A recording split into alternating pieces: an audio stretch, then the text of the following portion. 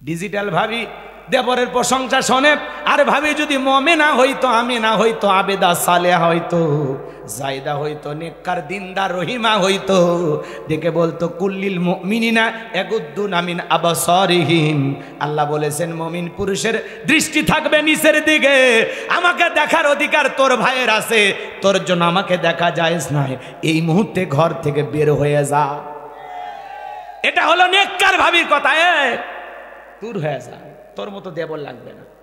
আমি তোর ভাবি, তোর বড় ভাইয়ের বউ, আমাকে দেখার অধিকার তোর ভাইয়ের আছে, তোর জন্য আমাকে দেখা যায় না।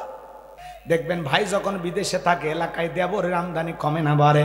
ওরা ভাবির বাসার সামনে এসে স্লোগান দেয়, ভাবি ভাইয়া তোমার বর, আমি যে দেবর। ভেবে দেখো ভাবি কার কত দাবি। ভাই গেছে মালয়েশিয়ায়, আমি তো দেশে আসি।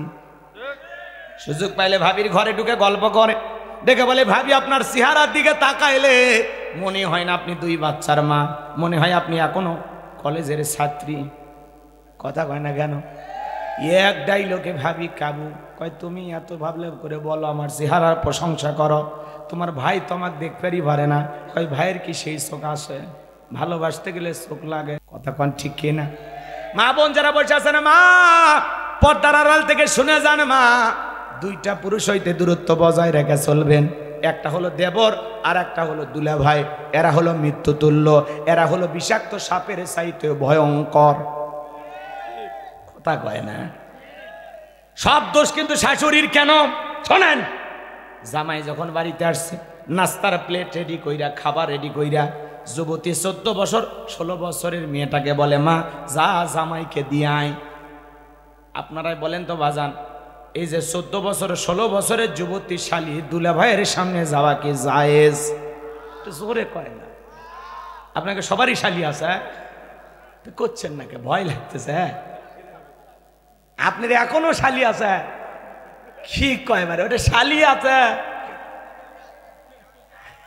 আচ্ছা এদিক শোনেন, কষ্ট হচ্ছে আপনাদের, বিরক্ত হয় না, এগুলো বাস্তবতা। এগুলো কি?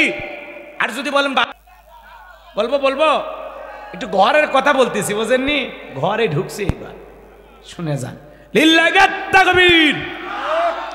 বাজান গো আমার, ওই এদিক খেয়াল করেন, ভাবি মানে শাশুড়ি খাবার রেডি কইরা যদি নিজের হাতে জামাইকে দিয়ে আসতো, বাবা জামাই খাও, শাশুড়ি মায়ের মতো জামাইয়ের সামনে যাবে, কোনো বাধা নাই।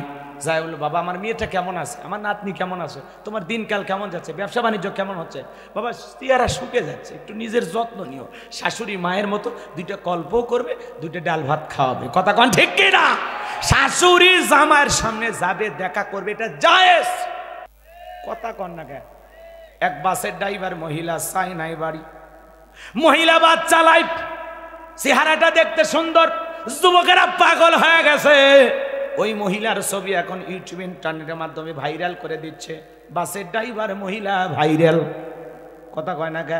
কয়েকদিন আগে এক পিয়া জান্নাতুল অ্যাডভোকেট সুমন সাহেবের পিছনে একটু হাসি দিয়েছে, ভাইরাল। এক হাসিতে ভাইরাল।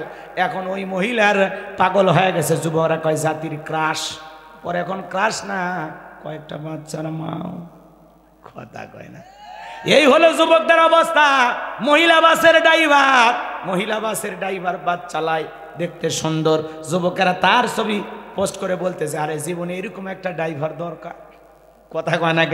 মহিলা মোটরসাইকেল চালাইতেছে, বাস চালাইতেছে, ট্রেন চালাইতেছে। বাজান গো আমার, মহিলারা এখন সব দিক দিয়ে এগিয়ে গেছে। আমি এই কথাটা সেদিন দেখেছিলাম, একবার ঠাকুরগাঁয়ের বালিয়াডাঙ্গি ওয়াজ করতে গেছিলাম। বিশাল বড় একটা সাইনবোর্ডে লেখা আছে, মহিলারা এখন এগিয়ে যাচ্ছে। আমি তখন বললাম, দেখি তো মা বোনেরা কি নিয়ে এগিয়ে যাচ্ছে। অবশেষে নিচে আবার পোস্টারে দেখলাম কয়েকজন ছোট ছোট বোনের সাইকেল নিয়ে ছবি। তার মানে আমি বুঝলাম মহিলা এখন সাইকেল নিয়ে এগিয়ে যাচ্ছে। কথা ঠিক না? আর এইবার দেখলাম চাইনার এই বোন বাস চালায় এগিয়ে যাচ্ছে। এইভাবে মহিলারা যত এগিয়ে যাবে, মহিলারা যদি সুন্দরী বাসের ড্রাইভার হয়, পেছনটা তাকাইতে থাকতে থাকতে মহিলারা যদি একবার তাকায়, দুর্ঘটনা ঘটার সম্ভাবনা আছে না? না, এই জন্য বাজান গো আমার, সমাজে যা চলতেছে বলা যায় না। যত কথাই বলি না কেন আপনাদের অনেকের কাছে খারাপ লাগতে পারে, কিন্তু আমি গুনাহগারের কথাগুলো দিল দিয়ে বুঝবেন। ওই মা বোন যদি বোরকা পরতো, পর্দা করতো, তাহলে সমাজে এগুলো ঘটতো না। আজকে নারীরা বেপর্দায় চলার কারণে সমাজে দিন দিন ধর্ষণ বেড়ে গেছে। বাজান গো আমার, সমাজে অশ্লীলতা, উলঙ্গপানা, বেহাপানা বেড়ে গেছে। নারী মানুষ হয়া ওড়না সারা জিন্সের প্যান্ট পরে, শার্ট পরে মোটরসাইকেল চালাইতেছে। মহিলা বাসের ড্রাইভার এ বাজান গো আমার বাস চালাইতেছে, সুন্দরী মহিলা সেজে গুজে গেছে। দেখবেন কোন হাসপাতাল ক্লিনিকে গেলে দেখবেন সুন্দরী মহিলা রিসিপশনে বসে আছে। কথা বলেন না কেন? বাপরে বাপ, যে কায়দা রিসিপশনে সুন্দরী সাজে আছে, ওয়াক দেখেই তো অর্ধেক অসুখ ভালো হয়ে গেছে। রুগী সোজা হয়ে দাঁড়াচ্ছে, এক্সকিউজ মি, একটু আমার সমস্যার কথা বলতাম, প্লিজ একটু শুনবেন। মহিলা বলতেছে, বলেন। কথা কয় না, ওর রং ঢং দেখে আর জ্বর আসছিল, ভালো হয়ে গেছে। আছে না সব জায়গায় মহিলাকে আকর্ষণ করা হচ্ছে। বগুড়ায় আমি এর আগে মহিলা দোকানদার দেখছি কম, সেদিন নিউ মার্কেটে ঢুকে দেখি খালি মহিলা দোকানদার। ভূমিকম্প, এই যে ভূমিকম্প হওয়ার 12টা কারণ আছে। কয়টা? তার মধ্যে একটা হলো শেষ জামানায় যখন মহিলা দোকানদার বেড়ে যাবি, তখন ঘন ঘন জমিনে ভূমিকম্প হয়। ভাই বাড়ির ভাবি দোকানদার, এখন কাস্টমাররা বলে চা খায় আর না খায়, ভাবিকে এক নজর দেখে আসে। কথা কয় না কেন? মহিলা দোকানদার মানে ওর মার্কেটে বেচা কিনা গরম গরম। কথা কয় না? ছেলে আবার সাজে গুজে যায়, মানে সকাল থেকে ওর সাজতে আধা ঘন্টা লাগে। যারা বউকে দিয়া এরকম দোকানদারি করা নিচ্ছে, রেডি থাকো, রেডি থাকো, তোমার খবর আছে। বেটা বউকে খাওয়াইতে পারে না, পড়াইতে পারে না, দোকানদারি বসে দিয়েছ, তোর খবর আছে। বাটাম সাইডে ফেলে দিবি, মরার পর ফেরেশতারা বাঁশতে বসে আছে, খালি ঢো কি কায়দায় মারতে হয়। কথা কোন ঠিক কিনা? আল্লাহ হেদায়েত দান করুক, জোরে বলেন আমিন। মহিলা দোকানদার লক্ষণ ভালো না খারাপ? হ্যাঁ বুঝেন, কথা বুঝেন, রাগ করেন না। মহিলা বাসের ড্রাইভার লক্ষণ ভালো না খারাপ? যখন তখন দুর্ঘটনা ঘটবে। ওই গাড়ি চড়া মানে আজরাইলের সাথে দেখা করা। কথা কোন ঠিক কিনা? কষ্ট হচ্ছে আপনাদের না? মা বোনদেরকে নিয়ে বেশি কথা বলবো না। মা বোনরা পর্দায় থাকলে তারা নিরাপদ থাকবে। কথা বলে ঠিক কিনা? পর্দা নফল না ফরজ? আল্লাহ বলেন অকরনা ফি বুয়ুতিকুন্না ওয়ালা তাবাররুজনা তাবাররুজাল জাহিলিয়াতিল উলা। নারীরা তোমরা ঘরের ভিতর অবস্থান করো, খবরদার জাহিলিয়াতের যুগের মেয়েদের মতো নোংরা অশ্লীল পোশাক পরে নিজের দেহকে প্রদর্শন করো না। নারীরা পর্দায় থাকলে নিরাপদে থাকবে। পর্দাশীল নারীর উপরে আল্লাহ রহমত বরকত নাজিল হয়। এদিক খেয়াল করেন, কোন সম্ভ্রান্ত ভদ্র ফ্যামিলির মেয়ে বোরকা ছাড়া বাইরে যাবে না। একটা নারী যদি ঢিলে ঢালা বোরকা পরে, হাত মোজা পা মোজা লাগায়, মনের অজান্তে শ্রদ্ধার সম্মানে মাথাটা নত হয়ে আসে। এই জন্য বউকে পর্দায় রাখার দায়িত্ব আপনার, মেয়েকে পর্দায় রাখার দায়িত্ব আপনার। কথা বলে ঠিক কিনা? পর্দায় রাখবেন তো ইনশাআল্লাহ। পর্দাশীল নারীর উপরে আল্লাহ রহমত নাজিল হয়। যে নারী বোরকা পরে, পর্দা করে, নামাজ পড়ে, কোরআন তেলাওয়াত করে, ওই নারীর পেট থেকে নামাজি নেককার সন্তান জন্ম নেয়। কথা বলে ঠিক কিনা? আর যারা ডিজিটাল বিউটি পার্লারের সাজ দিয়ে রং ঢং কইরা নিজের দেহকে প্রদর্শন করে, এদের পেট থেকে নাস্তিক জন্ম নেয়, বেনামাজি জন্ম নেয়, সুদখোর নিশাখোর সন্তান জন্ম নেয়।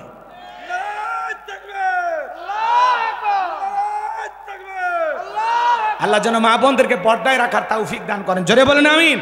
মহিলা যারা বসে আছেন, মা আপনাদের ওয়াজ করার এত সময় নাই। 4টে আমলে 8টা জান্নাতের দরজা খোলা। 1 নাম্বার নামাজ, 2 নাম্বার রোজা, 3 নাম্বার ফরজ পর্দা, 4 নাম্বার স্বামীর খেদমত। আল্লাহ যেন মা বোনদেরকে 4টি আমল সঠিকভাবে করার তৌফিক দান করেন। জোরে বলেন আমিন। আর একটু জোরে বলেন আমিন। আগে নামাজ পড়ো, তারপরে কুরবানি করো। কথা কোন ঠিক কিনা? তাহলে আমরা কি করি? কুরবানির দিনে এমন ঘুম দেওয়া দেশে 9টায় ঘুম ভেঙেছে, ঈদের নামাজও নাই, ফজরও নাই, ব্রাশ ট্রাশ কইরা পাঞ্জাবি পইরা লুঙ্গি নতুন একটা পরে গরুর দড়ি ধরে এতিমের মতো বসে আছে। হুজুর কবর জিয়ারত কইরা বিভিন্ন দোয়া দরুদ পইরা আসে যখন হাজি, তখন বলছে হুজুর এত সময় লাগলো। এই মনে হচ্ছে চট্টগ্রাম ইমামতি করে আগেই হাজির হয়েছে। এরকম আছে না নাই? আচ্ছা, এর কুরবানি দেওয়ার কি দরকার? কোনো দরকার নেই। কারণ এ কুরবানি দেওয়া না দেওয়াতে আল্লাহর কোনো কিছু যায় আসে না। 3 নাম্বার কি বলছি এইবার খেয়াল করেন। 3 নাম্বার, 1 নাম্বার নিয়ত সই, 2 নাম্বার টাকা হালাল, 3 নাম্বার ফাসাল্লি লিরাব্বিকা ওয়ানহার, আগে নামাজ পড়ো তারপরে কুরবানি দাও। তোমার 1-2 বছর নামাজি সাজে কুরবানি দেওয়া এমনটা না। আপনি যদি কুরবানি হওয়ার 2-1 মাস আগেও নামাজ ধরেন, তারপরে যদি কুরবানি দেন, তাও একটা কবুল হওয়ার মিনিমাম সম্ভাবনা থাকে। আল্লাহ কি বলেন, ওয়ালাকিন ইয়ানালুহু তাকওয়া মিনকুম। আল্লাহ বলে বান্দা কয় লাখ টাকার গরু দিলি, কয় হাজার টাকার ছাগল দিলি, ওইটা আমি আল্লাহ দেখি না, আমি দেখি তোর অন্তর। তোর অন্তরে যেইটা আছে আমি আল্লাহ সেইটা কবুল করি। কথা বলে ঠিক কি না? আপনার নিয়ত সহি, টাকা হালাল, নামাজি হন, তারপরে কুরবানি দেন, আল্লাহ কবুল করেন। জোরে বলেন আমিন। আবার অনেকে কুরবানি দিয়ে শেষ কথাটা বলে দিয়ে যায়, তারপরে আরো কথা আছে, কি বরত্ব স্বীকার করে। বরত্ব বোঝেন না? গ্রামের সবচেয়ে বড় গরু হয়তো বা দিয়েছে, ধরুন 3 লাখ টাকা, 4 লাখ টাকা, এই গ্রামের সবচেয়ে ওনার গরুটাই বড় ছিল, এখন যায়া বগল ফাটানি সেই গল্প।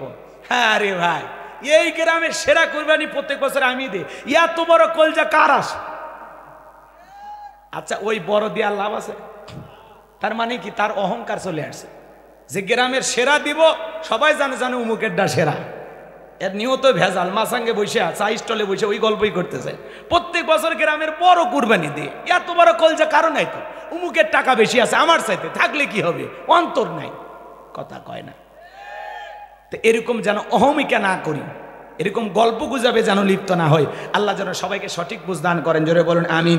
তাহলে 1 নাম্বার এদিক খেয়াল করেন, সালাত আদায় করব রবের জন্য। 2 নাম্বার কুরবানি করব রবের জন্য। এই 2টা কাজ করলে হাউজে কাউসারের পানি দেবেন কে? আরেকটু আস্তে কম। 3 নাম্বার আয়াতে আল্লাহ রাব্বুল আলামিন বলেন, ইন্না শানিয়াকা হুয়াল আবতার। আল্লাহু আকবার বলেন। আমার আল্লাহ ডেকে বলেন, নবী গো, যারা আপনাকে লেস কাটারির বংশ বলে, নবী আপনি মন খারাপ করবেন না। আপনার সন্তানগুলোকে আমি আল্লাহ পাক শিশুকালে নিয়েছি, আপনি কষ্ট মনের মধ্যে নেবেন না। ওই আবুল হাব উতবা সাহিবা আপনার সমালোচনা করে, আপনাকে লেস কাটারির বংশ বলে, ও নবী মনের মধ্যে কষ্ট নেবেন না। ওদেরকে আমি আল্লাহ রাব্বুল আলামিন নির্বংশ করে ছাড়ব, দুনিয়ার জমিনে ওদের নাম নেওয়ার মতো কেউ থাকবে না। ও নবী আপনি মনের মধ্যে কষ্ট নেবেন না, মনের মধ্যে কষ্ট নেবেন না। আপনার সন্তানগুলোকে আমি আল্লাহ পাক শিশুকালে নিয়েছি গো নবী, আপনি মনের মধ্যে কষ্ট নেবেন না। আপনার কোটি কোটি রুহানির সন্তান আমি আল্লাহ জমিনে পাঠাবো, যারা আপনার জন্য জীবন দিতেও রাজি। বলেন আল্লাহু আকবার। তামাম পৃথিবীতে 700 কোটি মানুষ, এর মধ্যে 200 কোটি হলো মুসলমান, আমরা সবাই রসুলের রুহানি সন্তান। বলেন আল্লাহু আকবার। ফ্রান্সের জমিনে ওই জালেম বেয়াদবেরা যখন রসুলকে নিয়ে গালিগালাজ করতে লাগলো, রসুলের কার্টুন প্রদর্শন করাইতে লাগলো, নাকটা ব্যাগা করে দিয়ে মুখে কয়েকটা দাড়ি লাগাইয়া দেয়ালে দেয়ালে কার্টুন টাঙাইয়া বলে, ইনি মোহাম্মদ। জোরে কন্যা উজুবিল্লাহ। আমার নবী কি দেখতে কার্টুনের মতো? এই পৃথিবীর সবচেয়ে সুন্দর মানুষটির নাম মুহাম্মদ রাসূলুল্লাহ সাল্লাল্লাহু আলাইহি সাল্লাম। কথা বলেন ঠিক কি না? যেই নবীর চরিত্রের সার্টিফিকেট আল্লাহ দিয়ে বলেন, ওয়া ইন্নাকা লাআলা খুলুকিন আযীম। নবী গো আপনি হলেন পুত পবিত্র মহান চরিত্রের অধিকারী। আযীম আরবিতে এমন একটি শব্দ যার গভীরতা মাপা যায় না। এজন্য নবীকে যারা আজে বাজে ভাষায় গালি দেবে, যারা অবৈধভাবে দুনিয়াতে জন্ম হয়েছে, তারা নবীকে যারা গালি দেয় এদের জন্মের ঠিক নাই। কথা বলেন। ওয়ালিদ বিন মুগিরা নবীকে ওয়াকাত্ত ভাষায় গালি গালাজ করতেছে, আজে বাজে ভাষায় গালি দেয়। নবীকে এত গালি দিতেছে, আসমানের মালিক আল্লাহ সহ্য করলেন না। আমার আল্লাহ আয়াতে কারিমা নাজিল করে বলেন, উতুল্লিম বাদা যালিকা জানিম। নবী গো এই ওয়ালিদ বিন মুগিরা আপনাকে গালি দেয়, এগুলো পিতৃ পরিচয়হীন জারর সন্তান, এর জন্মের ঠিক নাই। কথা বলেন। নবীজির অপমানে যদি না কাঁদে তোমার মন, মুসলিম নয় তুমি মুনাফিক, নবীজির দুশমন। নবীকে গালি দেয়, আসমানের মালিক আল্লাহ সহ্য করে না। আয়াতে কারিমা নাজিল করে বলেন, উতুল্লিম বাদা যালিকা জানিম। এ হলো পিতৃ পরিচয়হীন যারা সন্তান, এর জন্মের ঠিক নাই। ওয়ালিদ বিন মুগিরা ডেকে বলে, ও নবী এত বড় কথা, আপনি থাকেন, আমি আমার মায়ের কাছে যাই। ছেলেটা বৈধ না অবৈধ জানে কে? ফ্যাক্টরির মালিক, তার মা। কথা কোন ঠিক কিনা? এবার তার মায়ের নাম ছিল ঝর্ণা। যায় বলে, মা করবি না কোনো তালবাহানা, নবী মুহাম্মদ সাল্লাল্লাহু আলাইহি সাল্লাম আমাকে বলেছেন উতুল্লিম বাদা জালিকা জানিম। মারে মা, আমি নাকি পিতৃ পরিচয়হীন জারজ সন্তান, আমার নাকি জন্মের ঠিক না, আমি নাকি বাস্টার্ড। এ বাজান গো আমার, এই কথা শোনার সঙ্গে সঙ্গে ওলীদ বিন মুগীরার মা মনে মনে ভাবতেছে, এত গোপন খবর নবী জানলো কেমনে? নবী তো জানতেন না, নবীকে জানিয়ে দিয়েছেন তিনি কে? আরেকটু জোরে বলেন কে?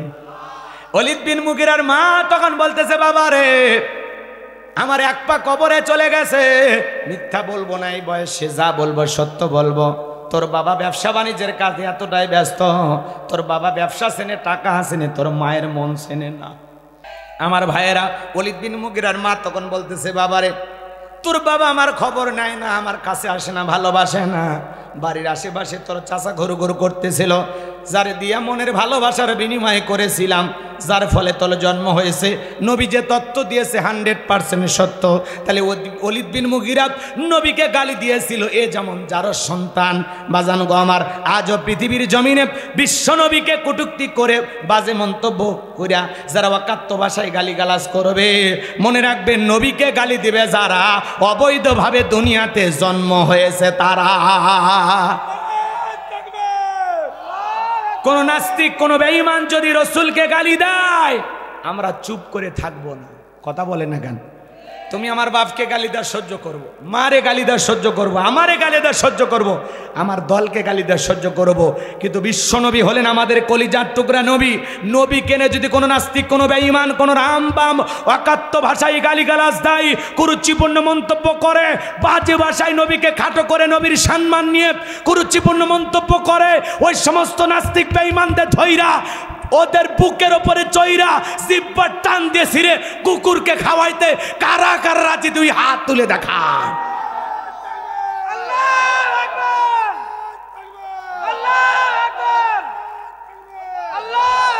নবীর সম্মান মর্যাদা ছোট হবে এমন কোন কাজ কোন বেঈমানকে আমরা করতে দেব না। কথা বলে ঠিক কিনা? এই জন্য খালি রসুলের উম্মত হলে হবে না, রসুলের ইজ্জত সম্মান রক্ষা করার জন্য জীবন দেওয়ার জন্য তৈরি থাকা লাগবে। কথা বলে ঠিক কিনা? নবীজির অপমানে যদি না কাঁদে তোমার মন, মুসলিম নয়, তুমি মুনাফিক, নবীজির দুশমন। কথা বলে ঠিক কিনা? রসুলের প্রতি মহব্বত ভালোবাসা থাকার দরকার আছে না নাই? মানি না, মানব না, মানতে পারি না, আল্লাহ রসুলের অবমাননা।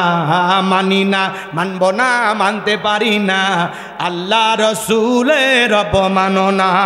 অবমাননাকারীরা রক্ষা পাবে না। মানি না, মানব না, মানতে পারি না, আল্লাহ রসুলের অবমাননা। কথা বলে ঠিক কিনা? বিশ্বনবীর উম্মতেরা নাও হাতে শমশির, খতম করো আবু জেহেলের নাতিপুতির সাগরিদ, নাস্তিকদের আস্তানাতে আগুন জ্বালাও না। মানি না, মানব না, মানতে পারি না, আল্লাহ রসুলের অবমাননা। বাংলার মুসলমানেরা জেগে উঠেছে, নাস্তিকদের লেজ গুটিয়ে পালাতে হবে। বাংলার মুসলমানেরা জেগে উঠেছে, নাস্তিকদের লেজ গুটিয়ে পালাতে হবে, নইলে তাদের হবে আজ কবর রচনা। মানি না, মানব না, মানতে পারি না, আল্লাহ রসুলের অবমাননা। বিশ্বনবীকে ব্যঙ্গ করে করলো সিনেমা, এর জন্য দায়ী থাকবে বারাক ওবামা। বুশের মতো জুতা খাইতে টাইম লাগবে না, ওই ম্যাকরনের জুতার বাড়ি খাইছে, টাইম লাগে না।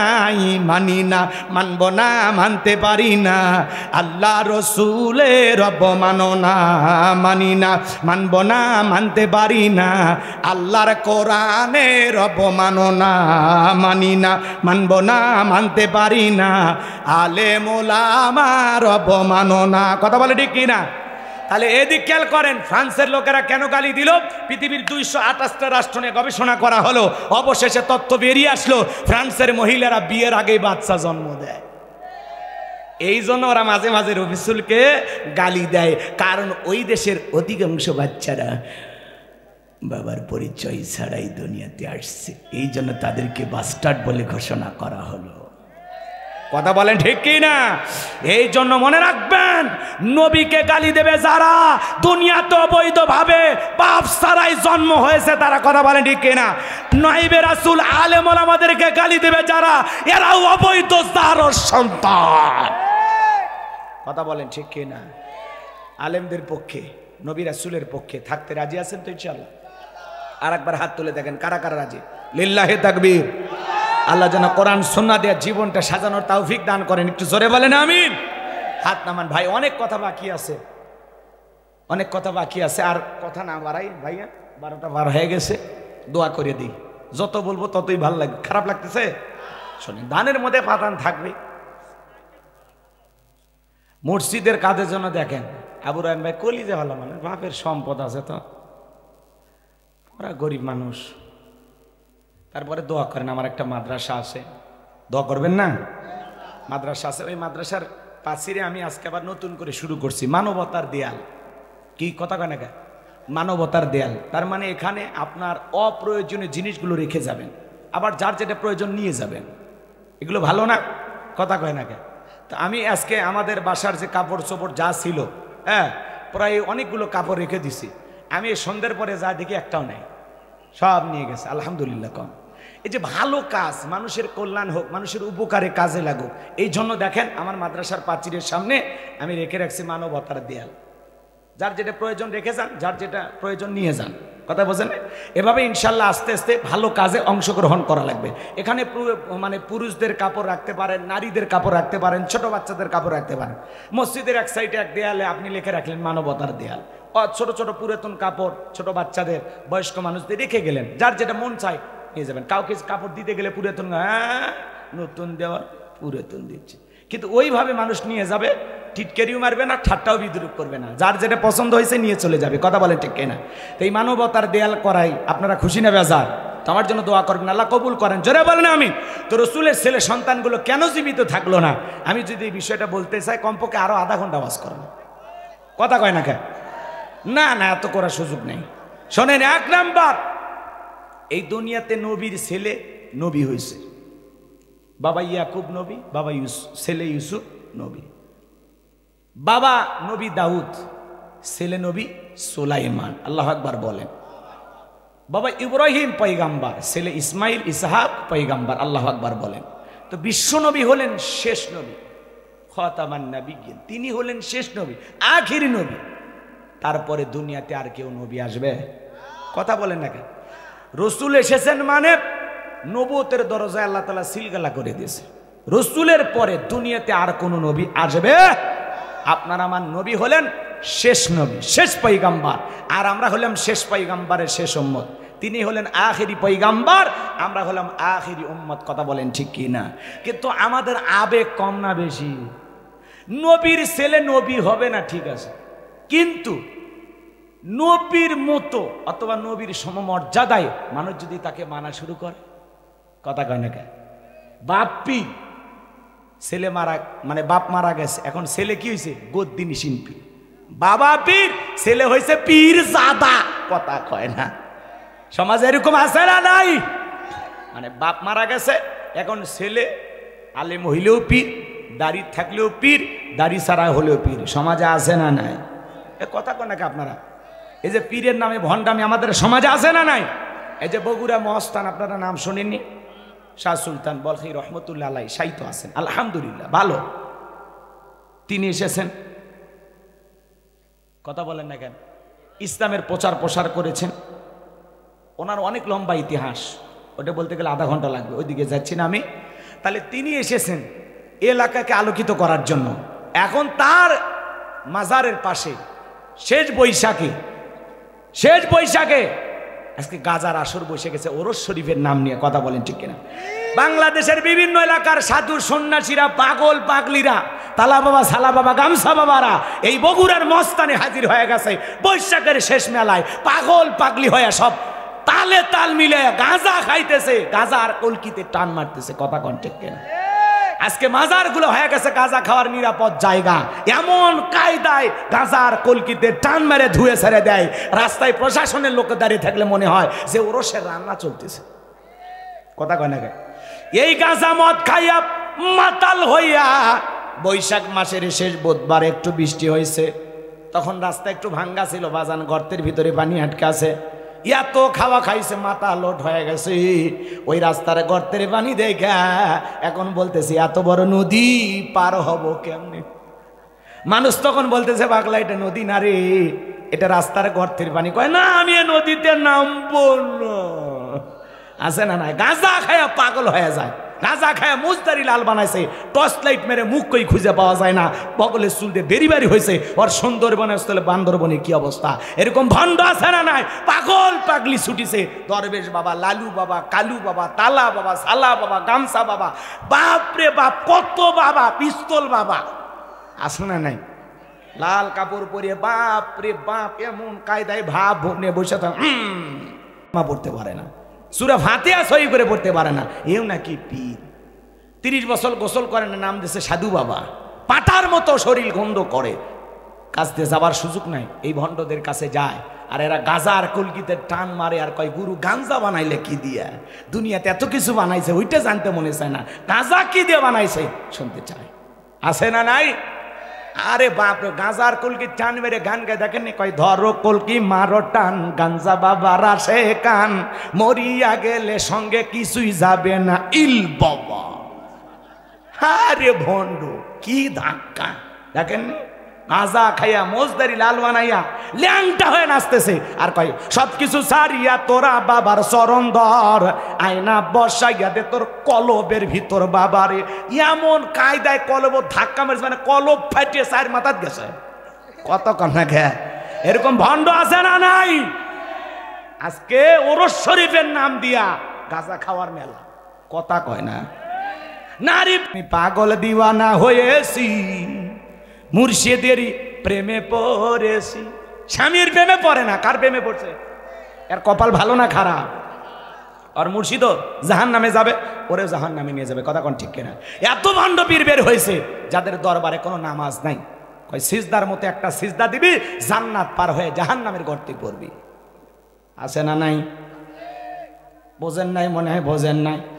এরকম নানান ভণ্ড আছে বাজান গো আমার, ওরা দরবারে নারী পুরুষ একত্রে হয় গান গায়, বোঝেন নাই? নানান ধরনের গান গাইয়া সমাজে একটু আশেক কান জাকেরান সাজার চেষ্টা করে, কিন্তু এরা আশেক কান জাকেরান না, এরা হলো অরিজিনাল ভণ্ড। এই জন্য নারী পুরুষ একত্রে হয়ে আছে মাজারগুলোতে জিকির হয়, নিঃসন্দেহে এটা আল্লাহওয়ালার দরবার হতে পারে না। ভালো মানুষের কাছে যাবেন, ওয়াকুনু মাস সাদিকিন, আল্লাহ বলে সত্যবাদীদের সঙ্গী হও। যে পীরের পা থেকে মাথা পর্যন্ত নবীর সুন্নত দিয়ে ঢাকা, যার চেহারার দিকে তাকাইলে আল্লাহর কথা স্মরণ হয়, যে পীর নিজের ইমামতিতে মুরিদদেরকে নামাজ আদায় করে, ওইটা হলো পীর। কথা কোন ঠিক কিনা? পীর ছিল শাহজালাল, খানকায় পীর, রাজপথে পীর, নারাই তাকবীর হুঙ্কার দিয়েছে, গৌর গোবিন্দ পালাইতে বাধ্য হয়েছে। আল্লাহওয়ালারা ছিল, আল্লাহওয়ালাদের কারণে দেশে ইসলামের প্রচার প্রসার হয়েছে। আমরা আল্লাহওয়ালাদের বিরুদ্ধে ওয়াজ করি না, হক্কানি আল্লাহওয়ালাদের সাথে আমরাও আছি, কিন্তু কোনো ভণ্ডের সাথে আমরা নাই। এ কথা বলেন ঠিক কিনা? আল্লাহ যেন আমাদের হেদায়েত দান করেন, জোরে বলেন আমিন, আর একটু জোরে বলেন আমিন। তাহলে যারা মাজারে বৈশা ওরসের নামে গাঁজা টানে, এরা পীর হতে পারে, মনে থাকবে। খবরদার গরু ছাগল নিয়ে দৌড়াবেন না। এতই বেশি হয়েছে, এলাকায় মাদ্রাসা নাই, একটা বাচ্চা ওই একটা ছাগল দেন মাদ্রাসায় দিয়ে দেন, এতিম বাচ্চারা জবাই করে খাবে, খায় আল্লাহর কোরআন তিলাওয়াত করবে, আরশের মালিক আল্লাহ খুশি হবে। গরু বেশি হয়েছে, এলাকায় গরিব মেয়ে, এতিম মেয়ে, বিয়ে হয় না, আর বিয়ে তো এটা মেহমানদারি করে 50-100 জন মানুষকে খাওয়ায় দেন, আল্লাহ খুশি হবে। আপনি বাবার দরবারে গরু ছাগল নিয়ে দৌড়াচ্ছেন, মানে ওখানে মাজারে টাকা দিয়ে লাভটা কি? কথা বলে না কেন? আজকে পাগলা, ওই যে কিশোরগঞ্জের পাগলা মসজিদ না পাগলা মাজার আছে না, হা হারি টাকা কি টাকা গো, আমরা মাদ্রাসার জন্য টাকা চাই পাই না, কথা কয় না কে? আর ওটি বাপরে বাপ, ওখানে মনে করেন প্রত্যেকবার 2 মাস 3 মাস পরে এইবার বস্তা খুলছে, 27 বস্তা টাকা, দেশি বিদেশি গহনা আছে, দেশি বিদেশি মুদ্রা আছে, গুনতে গুনতে টাকা বের হলো 9 কোটির উপরে। হাই টাকা গো, ওর থেকে 1 কোটি টাকা দিলে আমার মাদ্রাসা হয়ে যেত, কথা কন ঠিক কিনা? আজকে সমাজে মাজারে যায় টাকা দেয়, একটা প্রতিবন্ধী অসহায় মানুষ হাত পেতেছে, 10 টাকা দেয় না, ওই লোক মাজারে যায় 500 টাকা ফেলে দেয় আর মান্নত করে, আল্লাহ আমার বইয়ের একটা বেটা চাওয়াল দে। মাজারে পীর সাহেব ছেলে মেয়ের কারখানা খুলে বসে আছে, চাইলেন আর ভাইলেন, ছেলে মেয়ে দেওয়ার মালিক। খবরদার এগুলোতে যাবেন না, আপনারা বড় বিরক্ত হচ্ছে, রাত অনেক বেশি হয়েছে, আমি আর কষ্ট না দেই। রায়ন ভাই দোয়ার দিকে যায়, আপনারা যে না না না আপনারা বিরক্ত হচ্ছেন না না। এই ভণ্ড বীরের কথা বলে অনেকে মানে মুরিদ থাকে না, 2-4 ডে ওরা বেজার হয়ে যায়, আমাদের বাবার বিরুদ্ধে ওয়াজ হচ্ছে, তোর বাবা নিজেও জাহান্নামে যাবে, তোরেও নিয়ে যাবে, রেডি থাক। কথা কয় না কেন? এখনো সময় আছে, বাবা পরিবর্তন কর, বেশি বাবা হওয়া ভালো না, যার বাবা যত বেশি তার জন্ম। আমি আর বললাম না, দোয়া দোয়া সকলেই দরুদ ইব্রাহিম পড়ুন, আমার জন্য দোয়া করবেন। সূরা কাউসারের যে শিক্ষা আমরা, এই জন্য মুসলমান কা পুরুষের জাত নয়, মুসলমান বীরের জাত, পিছিয়ে যাওয়ার জাতি মুসলমানেরা না, মুসলমান এগিয়ে যাওয়ার জাতি। কথা বলেন ঠিক কিনা? যত বাধা আসুক না, যত নির্যাতন জুলুম আসুক না কেন, হাজারো নির্যাতন জুলুমের মোকাবেলা করে আল্লাহর দ্বীনকে বিজয় করার জন্য কারা কারা কাজ করবেন, 2 হাত তুলে আল্লাহকে দেখান। লিল্লাহে তাকবীর, লিল্লাহে তাকবীর। আধারে ভয় পেও না, আলো আছে আড়ালে, কালো সব পালিয়ে যাবে তুমি উঠে দাঁড়ালে। আধারে ভয় পেও না, আলো আছে আড়ালে, কালো সব পালিয়ে যাবে তুমি উঠে দাঁড়ালে। বেঈমানরা পালিয়ে যাবে আমরা উঠে দাঁড়ালে। কথা বলে ঠিক না? আমার ভাইয়েরা লম্বা হবে, লম্বা করবো না। নবীজি ডেকে বলে, বেলাল ইসলামের অবস্থা কোন ভালো না, কালেমা পড়ে আপাতত প্রকাশ করা যাবে না। হযরত বেলাল ডেকে বলে, নবী গো আমার জীবনের কোনো দাম নাই, আমার মনিব ওমায়াকে বলেছিলাম উর্দুম বা ছাগল পেশাব পায়খানা করে দেয়, এই ঘরে থাকতে আমার বড় কষ্ট হয়, আমার জন্য আলাদা ঘরের ব্যবস্থা করে দেন। এইবার ওমায়া ডেকে বলে, বেলাল রে উর্দুম বা ছাগলের দাম আমার কাছে আছে, কিন্তু তোর মতো কালো হাফসি বেলালের দাম আমার কাছে নাই। আমার ভাইয়েরা, হযরত বেলাল দেখে বলে, নবী আমার জীবনের কোনো দাম নাই, আপনি আমার জন্য দোয়া করেন, মৃত্যু পর্যন্ত জানো আল্লাহ কালেমার পথে টিকে থাকার তৌফিক দান করেন। জোরে বলেন আমিন। হযরতে বেলাল কালেমা পড়ে রাত্রি বেলায় চলে আসলেন, সকাল বেলা হয়ে গেল, সূর্য উদয় হয়েছে, অনেকটা বেলা হয়ে গেছে। হযরতে বেলাল দরজা খোলে না। অন্যান্য চাকর বাকর যারা আছে এরা নালিশ নিয়ে চলে গেল ওমায়ের কাছে, যা বলে এখন পর্যন্ত বেলাল দরজা খোলে নাই, উর্দুম বা ছাগলে পেশাব পায়খানা পরিষ্কার করে নাই, তাই নাকি? বলে হ্যাঁ। ঠিক আছে, বেলালকে ডাক দাও। এইবার হযরত বেলালকে ডাক দেয়, হযরত বেলাল দরজা খোলে না, জোরে করে ধাক্কা মারছে, দরজা খুলে গেছে। এইবার উমাইয়া সহ চাকরের দল সবাই তাকায়, দেখা হারে যেই রাত্রিতে বেলাল কালেমা পড়ে মুসলমান হয়েছে, ওই রাত্রিতে একটা উর্দুম বা ছাগলের কাছে কোনো পেশাব পায়খানা নাই। বলেন আল্লাহু আকবার। এইবার উমাইয়াকে বলে, এ চাকরের দল, বেলালের বিরুদ্ধে মিথ্যা অভিযোগ দাও, তোমরা যখন ঘুমাচ্ছিলে বেলাল তখন ময়লা আবর্জনা পরিষ্কার করেছে, তাকায় দেখুন একটা উর্দুম বা ছাগলের কাছে কোনো পেশাব পায়খানা নাই, যাও নিজেদের কাজ করো। এই কথা বলে ওদেরকে তাড়িয়ে দিয়ে 1 পা 2 পা করে হযরতে বেলালের কাছে চলে গেলেন। হযরতে বেলাল দেয়ালে পিঠটা লাগাইয়া জিহ্বা নাড়ায়া জিকির করে কার? আর একটু জোরে বলেন কার? এবার হযরত বেলালকে হালকা করে ধাক্কা মারছে, যখন জবান দিয়ে কালেমার আওয়াজ বের হয়েছে, তখন কালেমার আওয়াজ শোনা মাত্রই উমাইয়া ডেকে বলে, বেলাল রে তোর জবান দিয়ে কি শুনলাম, তুমি কি মুসলমান হয়েছ? হযরতে বেলাল ডেকে বলে, মুসলমান হয় যারা মিথ্যা কথা বলতে পারবে না তারা। ওয়াকুলু কওলান সাদীদা, মুসলমানেরা হবে সত্যবাদী, মুসলমানেরা কখনো মিথ্যাবাদী হতে পারে না। কথা বলেন ঠিক কিনা? কিন্তু আমাদের সমাজে মিথ্যাবাদী আছে না নাই?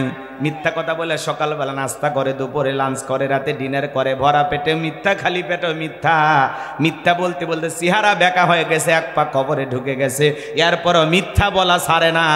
এত মিথ্যা কথা বলে শয়তান পর্যন্ত বলে আমিও এত খারাপ না। কথা বলেন ঠিক কিনা?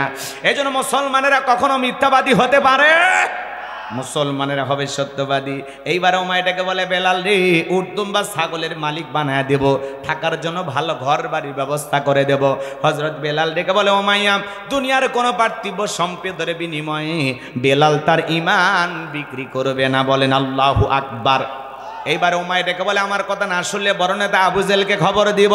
হযরতে বেলাল ডেকে বলে কোনো আবু জেহেলের ভয় দেখায় কোনো লাভ নাই, আমি আল্লাহ ছাড়া দুনিয়ার কাউকে ভয় করি না, এখন দুনিয়ার আবু জেহেলকে আর গোনার টাইম নাই, বলেন মারহাবা।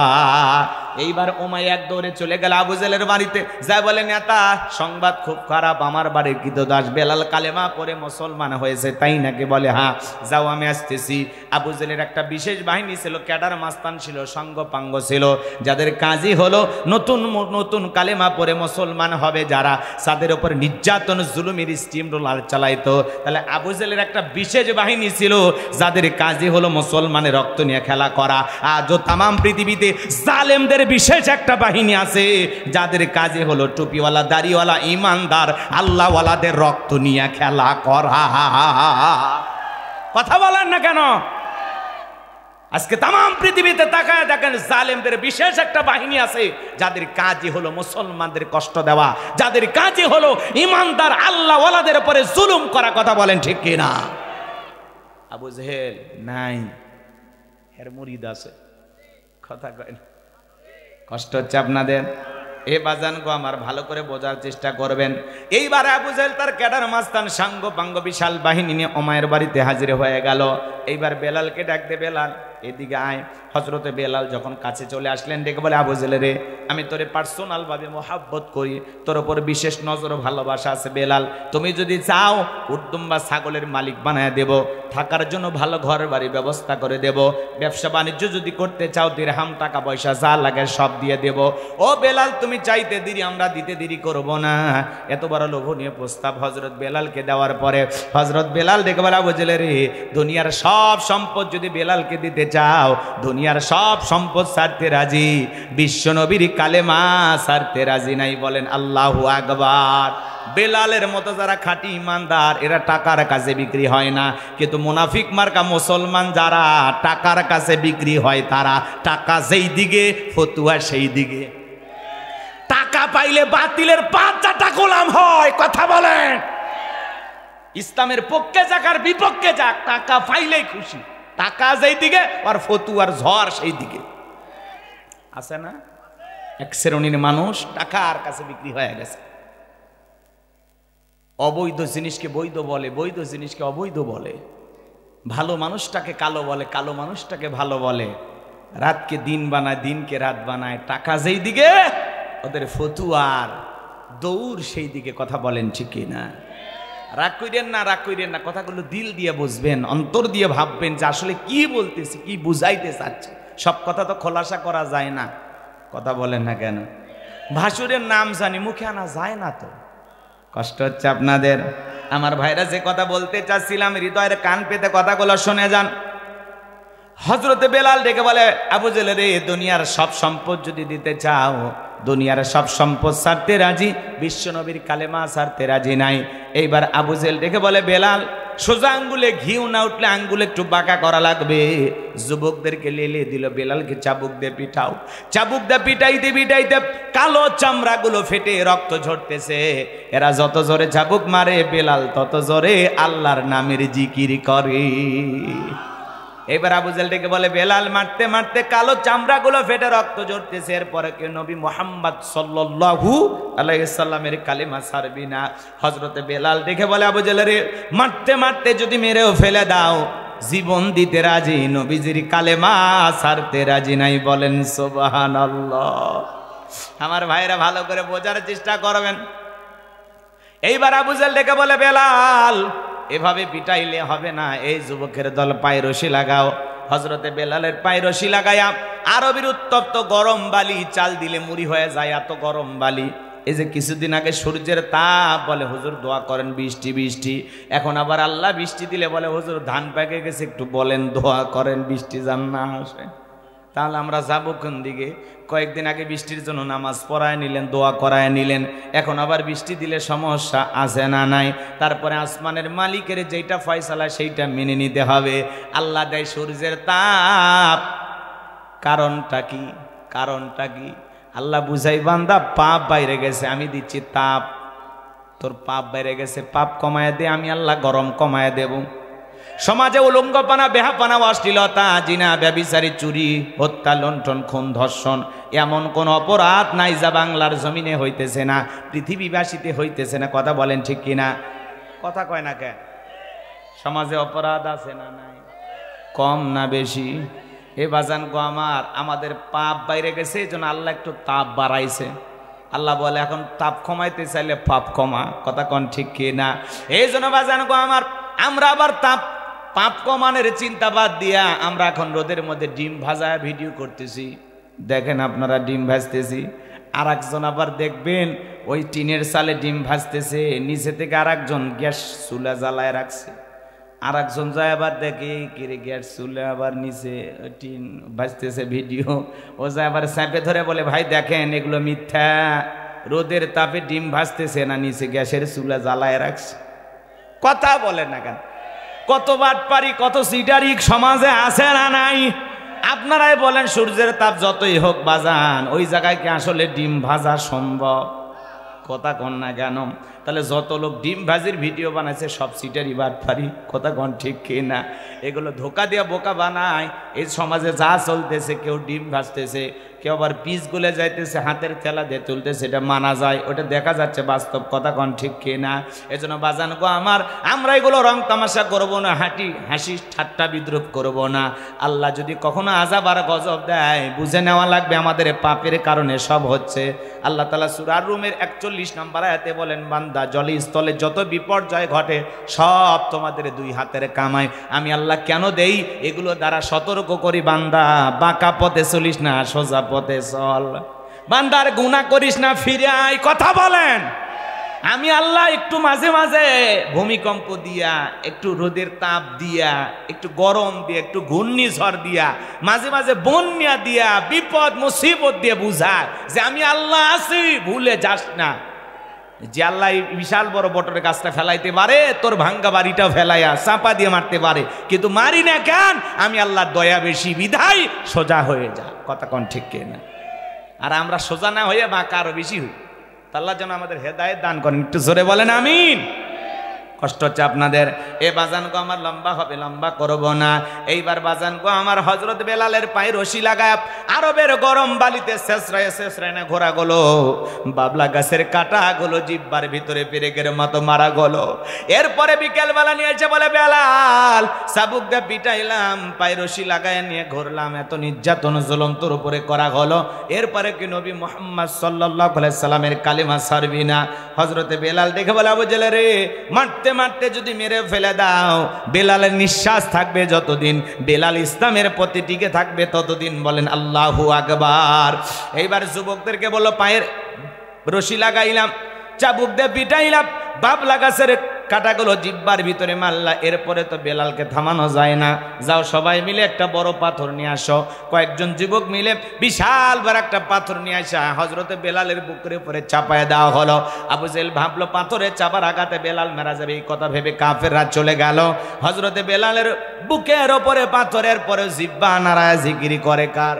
চোখের কোনা দিয়ে পানি ঝরতেছি, জিব্বানার আল্লাহর জিকিরি করতেছে। আপনাদেরকে জিকিরি করার জন্য কেউ পিটায় না, মারে না, জিকিরি করা যায় নামাজ পড়তে পড়তে। কথা কয় না কে? রাগ করতেছেন আপনারা? রাস্তা চলতে চলতে জিকির করা যায়, শুধুমাত্র মসজিদে বসে জিকির করা যায় না, নামাজের মধ্যে আশেপাশে বসে শুধু জিকির করা যায় না। আপনি মাঠে কাজ করতে করতে জিকির করতে পারেন, দোকানদারি করতে করতে জিকির করতে পারেন, রাস্তা দিয়ে সাইকেল নিয়ে যাচ্ছেন জিকির করবেন, ভ্যান নিয়ে যাচ্ছেন জিকির করবেন, পথ চলতেছেন জিকির করবেন, যানবাহনে আছেন জিকির করবেন। সব সময় জবানে জিকির জারি থাকবে। কার? হাদিস শরীফের ভিতরে আসছে, যে জিহ্বাটা আল্লাহর জিকিরে সদা সর্বদাই ভিজা থাকে, ওই জিহ্বাওয়ালা মানুষ কোনোদিন জাহান্নামের আগুনে জ্বলবে না। বলেন আল্লাহু আকবার। ফাযকুরুনি আযকুরুকুম ওয়াশকুরুলি ওয়ালা তাকফুরুন। তোমরা আমারে স্মরণ করো, আমি আল্লাহ তোমাদেরকে স্মরণ করব। তাহলে সব সময় জবানে জিকির চালু থাকবে। কার? আপনাকে তো জিকির করার জন্য কেউ ধমক দেয় না, পিটাই না, কেউ গ্রেফতার করে না, কেউ ধরে না, তারপরে কেন জিকির করতে পারি না? কারণ আমরা কপাল পোড়া। কথা কয় না? কি পোড়া? 2-3 ঘন্টা এক জায়গায় বসে গল্প করে, 5 ঘন্টা চুপ করে থাকে, তাও আল্লাহর নাম মানে না, ঠেলা দিয়েও আল্লাহর নাম বের হয় না। কথা কয় না কে? যদি বলা ভাই কেমন আছেন, এই গরিবের থাকা না থাকা উপর কোনো মতে বেঁচে আছি, দিনকাল যাচ্ছি, এই আর কি, চলে গেলেই শান্তি। হ্যাঁ শান্তি না, মানে এত কথা ঘুরে পেশায় জবান দিয়ে আলহামদুলিল্লাহ আসে না, আসে না নাই? আপনাকে জিজ্ঞাসা করা হচ্ছে কেমন আছেন, আলহামদুলিল্লাহ, আল্লাহ ভালো রেখেছেন। এত সমস্যার কথা বলেন কেন? কি সমস্যা আপনার? ওই গরিবের থাকা না থাকে। বাপ রে বাপ, গরিব হয়েছে বাইসে গেছ, সম্পদ যত বেশি হিসাব তত বেশি। বেটা গরিব তুমি খুশি হও যে আল্লাহ গরিবী হালতে জীবন দিছো, সম্পদ কম হিসাব কম, যত তাড়াতাড়ি হিসাব হবি তত তাড়াতাড়ি জান্নাতে ঢোকা যাবে। বোঝে না? হ্যাঁ, গরিব হওয়াতে আফসোস, গরিব হওয়াতে খুশি থাকেন। টাকা সম্পদ বেশি, টেনশন বেশি, ঝামেলা বেশি, বিপদ বেশি, কথা কয় না, বোঝে না। টাকা থাকলেই শান্তি, টাকায় সুখ পাওয়া যায়। কোটি টাকা দিয়ে খাট কেনা যাবে কিন্তু ঘুম কেনা যায় না, দামি বিছানার চাদর কেনা যায়, আরাম কেনা যায় না, কথা বলেন। রিক্সা চালায়, ভ্যান চালায়, মাঠে কাজ করে, ডাল ভর্তা দিয়ে ভাত খাইয়ে বউকে কোলে নিয়ে ঘুমায়, কি শান্তি। আর বড় লোক টাকা, মিল ফ্যাক্টরি, টেনশনে 4টে ঘুমের ট্যাবলেট খায়, বউ এক খাটে, স্বামী আলাদা আর এক খাটে, দাও করলে সম্পর্ক, কোনো শান্তি নাই, অশান্তি। বউকে টাচ করতে গেলে ডন্ট টাচ। কারে টাচ করছো তুমি? তুমি হাত ধুইছো? কথা কয় না কেন? ধনী ধনীর বউ জ্বালা জ্বালা, আর গরিবের বউ আহারে ওই ময়লা ধুলে ভরছে শাড়ির আসলে উঠে দেও, স্বামীর মুখ মুছে দেয়।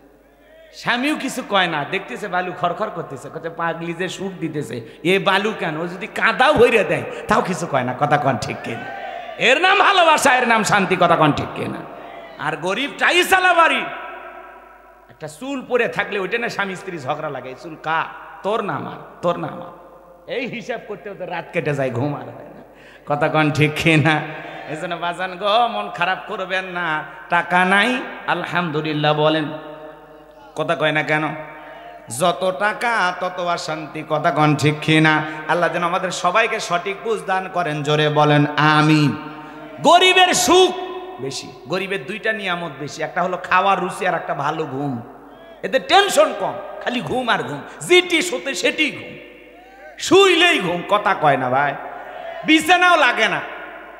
আমরা যারা গরিব আছে হিসাব নিকাশ করেন, এই যে মাঠটা দেখতেছেন, বিশ্বাস করেন মাহফিল এখনই দোয়া করা হোক, কয়েকজন গরিব 20 জন গরিব উঠে শুয়ে দেন, সবগুলো ঘুম ধরবে, কিন্তু একটা ধনিক বান্ধে থন তাই ঘুম আসবি না, কারণ ওই টেনশন যে আমি যে বড় লোক, আমার কিডনি রাখবি না, কিডনি চুরি করবি নাকি, আমার টেনশনে বাঁচবারই লয়, কিসের ঘুম আসবে, কথা কি বুঝতে পারছেন? এই জন্য গরিবকে আল্লাহ নিয়ামত দিয়েছে, কথা কন ঠিক কিনা?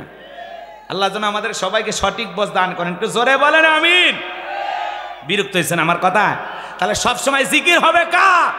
তাহলে সুখে থাকি, দুঃখে থাকি, হাসপাতালে থাকি, বাড়িতে থাকি, মাঠে থাকি আর মসজিদে থাকি, সব সময় জিকির হবে কার? কেমন আছেন আপনারা সবাই? আলহামদুলিল্লাহ। হুজুর আল্লাহ ভালো রেখেছেন, কিছু সমস্যা আছে, সমস্যা দিবেন যিনি, সমাধান করে দিবেন তিনি। হাজারো সমস্যা নিয়ে মানুষ চলাচল করতেছে, কথা কন ঠিক কিনা? সমস্যা থাকবেই, মানুষ মাত্রই সমস্যা আছে। এই দুনিয়ায় কেউ 100% সুখী না, কোথাও না কোথাও তুলুটি আছে, কোথাও না কোথাও গ্যাপ আছে, কোথাও না কোথাও কষ্ট লুকে আছে, কেউ প্রকাশ করতে পারে, কেউ প্রকাশ করতে পারে না, কথা বলেন ঠিক কিনা? ওই জন্য তো মনের দুঃখে কয়ে গেছে, আমি কারে দেখাবো মনের দুঃখ? আহারে বুকটা সিরিয়া, তো সিরবের গেলে তো মরে যাব, ওটা আরো বেশি দুঃখ, অর্থাৎ যা আছে ওইভাবে থুয়ে দে, সিরিস না, কথা কয় না কে? আল্লাহ যেন আমাদের সঠিক বুঝ দান করেন, জোরে বলেন আমিন। বাজান গো, আমার যে কথা বলতে চাচ্ছিলাম হৃদয়ের কান পেতে কথাগুলো শোনেন। হযরতে বেলালের বুকের উপরে বিশাল বড় পাথর, এরপরে জিহ্বা নাড়ায় জিকির করে কার? আল্লাহকে ডেকে বলেন, আল্লাহ তুমি তো সেই আল্লাহ, ইব্রাহিমের জন্য যদি নমরুদের আগুনকে ফুলের বাগান বানায় দিতে পারো, আল্লাহ তুমি কি পারো না?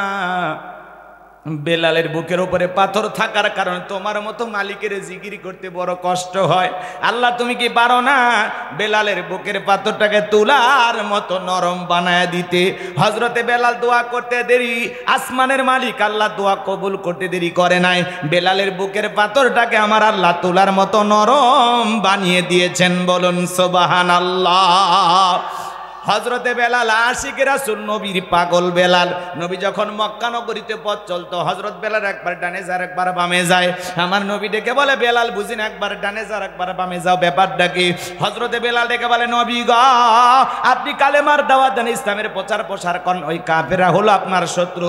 আপনাকে টার্গেট করে যদি ওরা ডান থেকে তীর নিক্ষেপ করে, ওই তীরটা যেন সর্বপ্রথম আমি বেলালের বুকের ভিতরে ঢোকে। আবার যদি বাম থেকে তীর নিক্ষেপ করে গো নবী, ওই তীরটা যেন সর্বপ্রথমে বেলালের বুকের ভিতরে ঢোকে। আমি বেলাল মারা গেলে ইসলামের ক্ষতি হবে না, আপনি নবী মারা গেলে ইসলাম আর মাথা উঁচু করে সামনের দিকে দাঁড়াইতে পারবে না। বলেন আল্লাহু আকবার। নিজের জীবনের বিনিময়ে রসুলকে আগলায় রাখতেন বেলাল।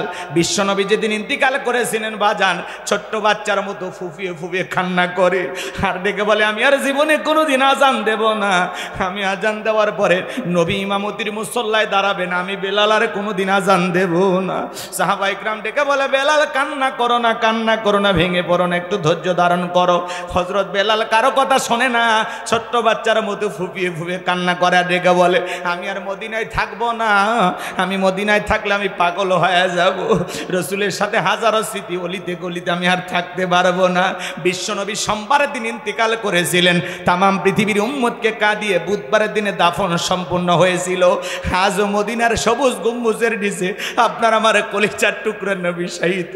যেদিন গিয়েছিলাম বাজার রসুলের রওজা পাকে, যেদিন সালাম দিতে গিয়েছিলাম, ছিদ্রকুনার দিকে যখন নজরে পড়েছে, হে বাজান, দুনিয়ার সব কিছু মানুষ ভুলে যায়, মানুষ পাগল ভরা হয়ে যায়, আনন্দের চোখে পানি চলে আসে।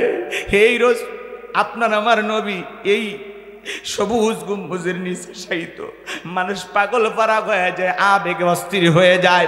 এ বাজান গো আমার, বিশ্ব নবীকে যখন বুধবারের দিনে দাফন সম্পন্ন করার পরে হযরত বেলাল মদিনা ছেড়ে চলে গেল। 1 মাস 2 মাস নয়, 6টা মাস পরে আমার নবীজি ঘুমের ঘরে ডেকে বলে, বেলাল, কত মানুষ দূর দূরান্ত থেকে আইসা আমি নবীর কবরের পাশে দাঁড়ায় সালাম দেয়, এ বেলাল আয় আয় একবার মদিনায় আইসা আমি নবীর রওজা পাকে দাঁড়ায় সালাম দিয়া যা। এ বেলাল আয় একবার মদিনায় আয়। 6 মাস পরে নবীজিকে ঘুমের ঘরে স্বপ্নে দেখার পরে বেলাল মদিনায় চলে আসলেন। বেলালকে দেখার পরে সাহাবা ইকরাম ছুটে আসলেন, ছোট বাচ্চারা পর্যন্ত বলে, মা বেলাল আসছে, একটু বেলালকে দেখে আসি। সাহাবা ইকরাম ডেকে বলে, বেলাল দাও না একবার আজান দাও, কতদিনে হয়ে গেল তোমার কোনটা আজান শুনতে পাই না। হযরত বেলাল ডেকে বলে, আমি আজান দেওয়ার পরে বিশ্ব নবী ইমামতির মুসল্লায় দাঁড়াবে না, আমি বেলাল আর কোনোদিন আজান দেব না। সাহাবা ইকরাম অনুরোধ করে, সবাই অনুরোধ করে, কারো কথা হযরত বেলাল শোনে না। নবীর নাতি হাসান আর হোসাইন, 2টা ভাই যখন 2টা হাত ধরেছে, হযরতে হোসাইন যখন হাতটা ধরে বলে, নানু ভাই, ও নানু ভাই, নানাও চলে গেছে, তুমি আমাদের ছেড়ে চলে গেছো, কতদিনে হয়ে গেল নানু ভাই, তোমার কণ্ঠে আমরা আজান শুনতে পাই নাই। হযরতে হোসাইন যখন হাতটা ধরে নানু ভাই বলে ডাকা দেয়, হযরত বেলাল তাকা দেখে হযরতে হোসাইনের চেহারার ওপরে মনে হয় বিশ্ব নবীর চেহারা মোবারক ভেসে উঠেছে। মনে হয় মদিনা নবী ডাইকা বলে, বেলাল দেন একবার আজান দে, আমি নবীও কতদিন হয়ে গেল তোর আজান শুনতে পাই না। হোসাইন যখন হাতটা ধরে নানু ভাই বলে ডাক দেয়, ও নানু ভাই দাও না একবার আজান দাও, ও নানু ভাই দাও না একবার আজান দাও। 6 মাস পরে হযরতে হোসাইনের অনুরোধে বেলাল আবারও মদিনায় এসে আজান দিলেন। বলুন আল্লাহু আকবার। এদিকে আরো লম্বা ঘটনা আছে, আমি লম্বা করতে পারবো না। মনে আছে না নাই মনে আপনারা কথা ভুলে গেছেন। হযরতে বেলালের বুকের ওপর পাথর, নির্যাতন, জুলুম, এই খবর যখন বিশ্ব নবীর কান পর্যন্ত পৌঁছে গেল, আমার নবী তখন ডেকে বলল, বক্কর, ও বক্কর, আমার বেলালের নির্যাতন জুলুমের কষ্টের কথা আমার আর সহ্য হয় না, যাও যাও তুমি আমার বেলালের জন্য একটা কিছু করো। হযরতে আবু বকর সিদ্দিক রাদিয়াল্লাহু তাআলা আনহু কয়েক গুণ দাম বেশি দিয়া গোলামের জীবন থেকে, অমায়ের কাছ থেকে হযরত বেলালকে আজাদ করলেন, মুক্ত করলেন। বলুন আল্লাহু আকবার। একদিকে সন্তান হারানোর ব্যথা, অন্যদিকে সাহাবা ইকরামদের উপর নির্যাতন, জুলুম, এই যখন মনের অবস্থা, এই যখন কষ্ট রসুলের মনের ভিতরে, নবীর যখন মন খারাপ, নবীকে সান্ত্বনা দেওয়ার দায়িত্ব কার? আমার আল্লাহ ডেকে বলে জিবরাইল আমার বন্ধুর মা নাই বাবা নাই, আমি ছাড়া আমার বন্ধুর কেউ নাই রে জিবরাইল, কেউ নাই। আমার বন্ধুর মনটা হয়েছে ভারী, আমি আল্লাহ সইতে নাহি পারি। লাহু মাহফুজ থেকে সূরা কাউসার নিয়ে যায় আমার বন্ধুর ওপরে নাজিল কর তাড়াতাড়ি। জোরে বলেন আল্লাহু আকবার। আমার নবী ডেকে বলে আনাস আমার মনটা কেন খারাপ তোমরা সবাই জানো, কিন্তু আমার মুস্কি হাসি দেওয়ার কারণ হলো এই মাত্র আসমান থেকে জিবরাইল এসে আমার উপরে সূরা কাউসার নাজিল করলো। বলুন আল্লাহু আকবার। জবান ছেড়ে সবাই একটু তিলাওয়াত করুন। ইন্না আ'তাইনাকাল কাউসার ফাসাল্লি লিরাব্বিকা ওয়ানহার ইন্না শানিয়াকা হুয়াল আবতার। আল্লাহু আকবার।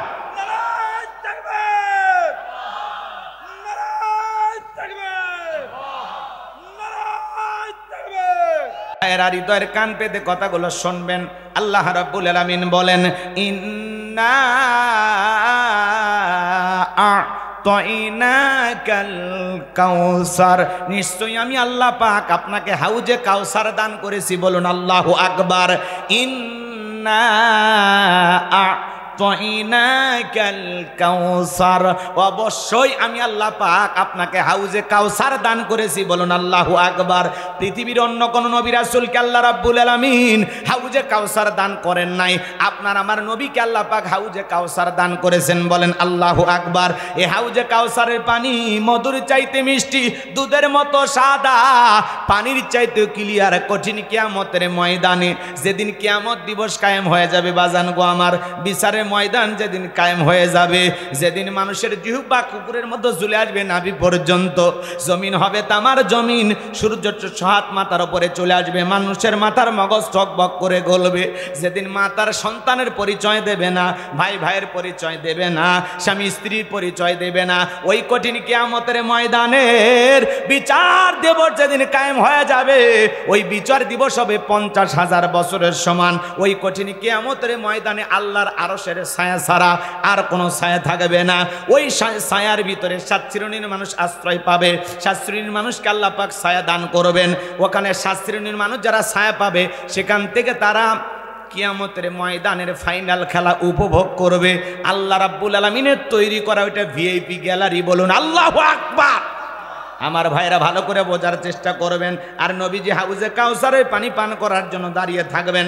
হযরত আবু বকর সিদ্দিক রাদিয়াল্লাহু তাআলা পেয়ালাগুলো ভরায়া দিবেন, মাঝখানে দাঁড়িয়ে থাকবেন হযরত ওমর। শুনে যান হযরত ওমর আবু বকরের হাত থেকে না বিশ্বনবীর হাতে দেবেন।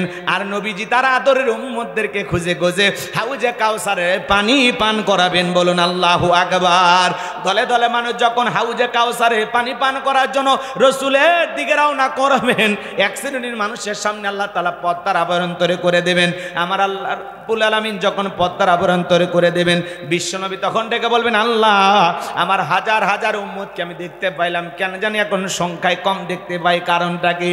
আমার আল্লাহ ডেকে বলে বন্ধু আপনি তো সবাইকে পাইকারি দরে হাউজে কাউসারে পানি পান করাইতে পারবেন না। দুনিয়ার জমিনে 2টা অপরাধ করেছিল যারা, আজকে হাউজে কাউসারের পানি পান করতে পারবে না তারা। কয়টা অপরাধ? কি 2টা অপরাধ জানার দরকার নাই, একটু মনোযোগ দিয়ে কথাগুলো শোনেন বাজান গো আমার। মানুষজন যখন বিশ্বনবীর কাছে আসবেন, রসুলের হাতেই 1 পেয়ালা হাউজে কাউসারে পানি পান করলে জান্নাতে ঢোকা পর্যন্ত তার তৃষ্ণা লাগবে না, তার তৃষ্ণা মিটে যাবে। বলুন সুবহানাল্লাহ। রসুল হাউজে কাউসারে পেয়ালা নিয়ে দাঁড়িয়ে আছেন, আপনি যাবেন, রসুলকে দেখবেন, রসুলের হাতে হাউজে কাউসারের পানি পান করবেন। এই সৌভাগ্যে আপনার আমার হওয়া দরকার আছে না? এই সৌভাগ্যবানদের কাতারে কারা কারা সামিল হতে চান?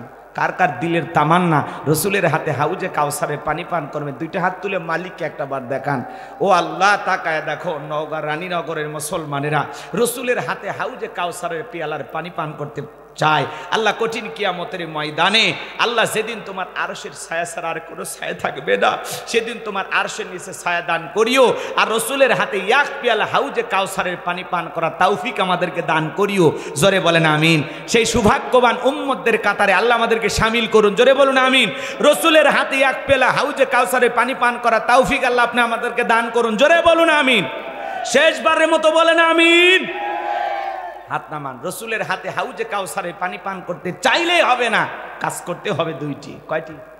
কষ্ট হচ্ছে আপনারা, মানে আপনারা কি আমার কথায় কষ্ট পাচ্ছেন বাজান? বিরক্ত হইতেছেন? শোনেন শোনেন শোনেন, হাউজে কাউসারের পিয়ালার সংখ্যা কত? আকাশের তারকারাজি গনে যেমন শেষ করা যাবে না, হাউজে কাউসারের পিয়ালার পানির সংখ্যা গনেও শেষ করা যাবে না। একটু জোরে কি বলা যাবে সুবহানাল্লাহ? এইবার শোনেন, হাউজে কাউসারের পানি চাইলেন আর পাইলেন, অত সহজ না। হাউজে কাউসারের পানির পিয়ালা পর্যন্ত পৌঁছাইতে গেলে আপনাকে একটু কষ্ট করা লাগবে। ঠান্ডা পানিতে ওযু বানাইয়া মালিককে সেজদা দিতে হবে। আপনি হয়তো হঠাৎ করে মসজিদে গেছেন, আগে যারা নামাজ পড়তো তারা হয়তো আপনাকে দেখে ঠাট্টা বিদ্রুপ করে, বাপ রে বাপ, উত্তর পাড়ার বাদশা কোন দিন নামাজ ধরছে, সূর্য আজ কোন দিকে উঠছে, নামাজ তো ঠিক মতো থাকবি না, 2 দিন পর আবার ছেড়ে দিব। কথা কয় না, এরকম কিছু সমালোচনাকারী আছে না? না। আরে ভাই, কেউ মসজিদে ঢুকছে, আপনি তো 2 জনকে দাওয়াত দিয়ে আনতে পারেন না? যে আসছে খুশি হন, আলহামদুলিল্লাহ ভাই তুমি মসজিদে আসছো, আমার দিলটা ভরে গেছে। বাদশা ভাই দোয়া করি আল্লাহ যেন মৃত্যু পর্যন্ত তোমাকে সিজদা দেওয়ার তৌফিক দান করেন, জোরে বলেন আমিন। আমরা দোয়া না কইরা ওরে নিয়ে সমালোচনা, নতুন নতুন মুসল্লি এলে 2 দিন পর হারিয়ে যাবি, তো দাঁত ফাটে ফেলে ধরে। এ কথা কন নাকি আপনারা? সাথে সাথে ওর মুখতে একটা বক্সিং মেরে দেবেন যুবক। কথা কয় না কে? 2-4 জনে কিন্তু মারলে কবি যাক বাবা, সমালোচনা করা যাবে না। বেটা বেয়াদব, জীবনে কাউরে দাওয়াত দিয়ে মসজিদে আনতে পারলে না, কেউ মসজিদে ঢুকছে তারে নিয়ে চুলকে নিকে। কথা কয় না কে? ও 2 দিন পড়ুক, 1 দিন পড়ুক, যা পরে পড়ুক, তোর সমস্যা কোথায়? বিরাট বড় আল্লাহওয়ালা জনের মাধ্যমে বুঝলাম, শুনলাম, বাস্তব জীবনে আমল করব ইনশাআল্লাহ। আর রায়হান ভাইয়ের আমন্ত্রণে আজকের মাহফিলে আসে, আসলে উনিও বক্তা আমিও বক্তা, এই দোস্তি দোস্তি বোঝেন না, এই মোহাব্বত ভালোবাসা আসা, আর কিছুই না। কোন ভাই? ভাই টেকাও দিয়েছেন শেষে আসে, মাশাআল্লাহ। 500 আরো দেবেন নাকি পরে? দিন, বেশি করে দিন। এক বোন কি মারা গেছে? আমার এখানে বাবার বাড়ি, মেয়ে মারা গেছে, মেয়ের নাম নুরানি। আমার মেয়ের জন্য দোয়া করবেন, আমার স্বামীর জন্য দোয়া করবেন। আমার স্বামী বাইরে গেছে, আর এই বোনটা বাচ্চা হারাইছে, স্বামী সকলের জন্য দোয়া চাইছে। আল্লাহর কাছে দোয়া করি আল্লাহ যেন তার স্বামীকে কবুল করেন, তার মেয়েকে হারাইছেন, সবর ধৈর্য ধারণ করার তৌফিক দান করেন, জোরে বলেন আমিন। এই তো সৌদি আরব প্রবাসী ভাই কয় হুজুর আপনার নিয়ে যাব, সেই জিনিস। দাঁড়ান দাঁড়ান, দেখেন দেখেন দেখেন, মানুষ ছোট, দেখছেন মসজিদে এসি দি মারহাবা বলবেন না? ভাই কিন্তু সৌদি আরব থাকে, কিন্তু আমরা চাই ভাই আস্তে আস্তে পরিবর্তন হবে, বোঝেননি? নাম ধরে বলবো? ঠিক আছে, তো পরিবর্তন হবেন তো ইনশাল্লাহ, আল্লাহ কবুল করুক, জোরে বলেন আমিন। কয়টা এসি? একটা।